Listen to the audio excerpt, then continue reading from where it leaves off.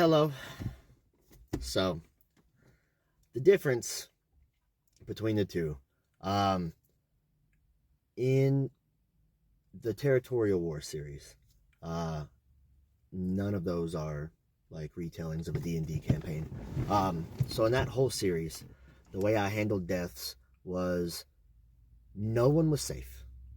Nobody. And I approached every single chapter like that. No one was safe. Uh, and I would just use deaths where they felt right. And often, I know it's dark and that sucks. Some people don't like that, but I did it often. Uh, but when it comes to D&D retellings, like The Forgotten Tale is a retelling of a Dungeons and Dragons campaign. So that is played. That is a game we're playing. And so I can't just use death whenever I want. It has to have happened. And so it takes away a little bit of author agency, if you will.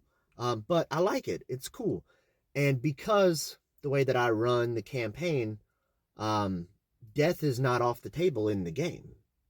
And because of that, characters still die. It's just nowhere near as often.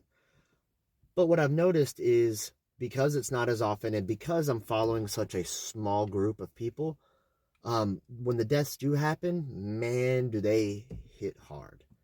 Um, they hurt.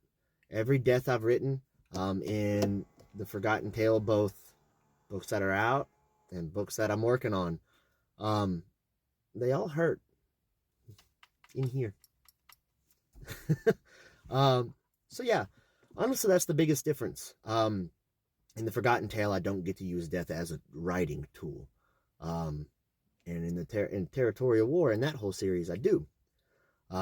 So deaths are significantly more common in the Territorial War series, but there are also significantly more heroes, more characters. So it balances out. But yeah, that's the only difference. Y'all have a good one.